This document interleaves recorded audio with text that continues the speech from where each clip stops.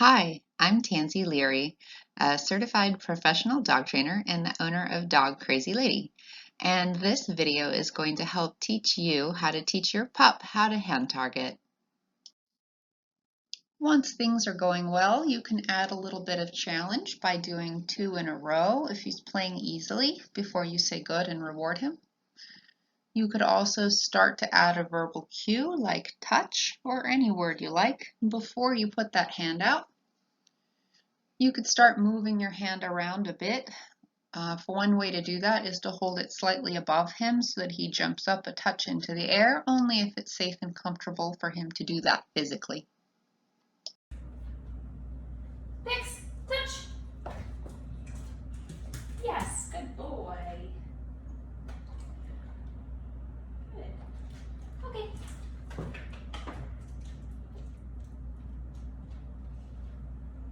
Touch. Good. Good job.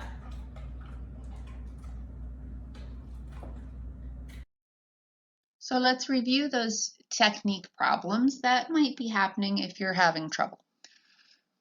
One, as I mentioned, that hand might just be too far away from the dog's nose. And even if you were having some success and then suddenly you're not, let's say it worked yesterday, today it doesn't. Worked in the kitchen, doesn't work in the living room. Reduce the distance between your hand and the dog's nose. If your treat hand is visible, if the treats are in the room and your dog keeps glancing at the place where they're stored, let your dog sort of forget about where they are.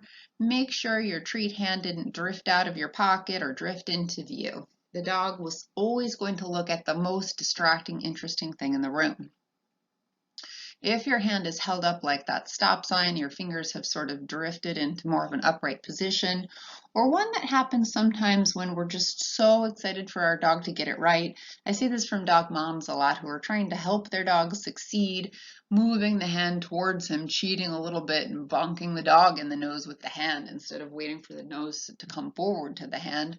And that can also create a little discomfort on the dog's part where he starts backing off. So when you've got hand target down pretty well with your pup, what you want to start thinking about is making it more challenging. And when we talk about making things challenging in terms of dog training, we're generally talking about 3 criteria, and those are the 3 Ds: distance, duration, distraction. Distance and distraction are most commonly kind of thought about for hand target, although you can think about duration as well.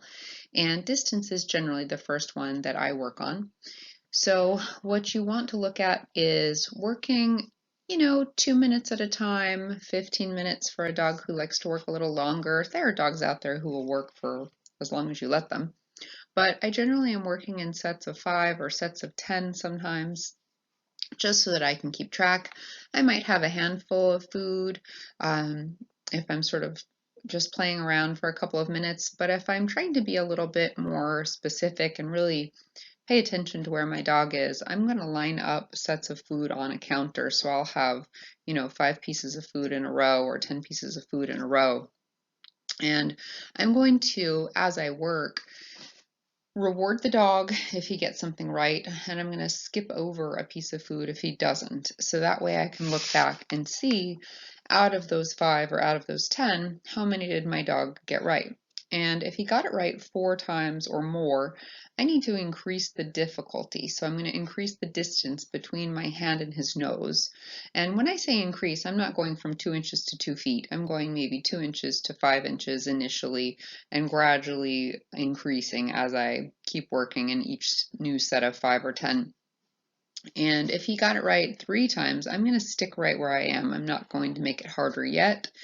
And if he got it right less than 3 times, 1 or 2 times, or maybe no times, something's wrong. Maybe the room's too distracting. Maybe he's not in the mood. Something's not going well, and I need to rethink it. Maybe I need a quieter place. Maybe I need a better food. Maybe my technique is wrong. Something's not great. I definitely don't want to make it harder. Now, if I've added some distance, another fun thing you can do is start going back and forth across a room between a couple of people, three people. You just have to make sure you're being fair. Let your dog know who's calling him. You can't just hold out a hand and expect him to look the whole way around the room.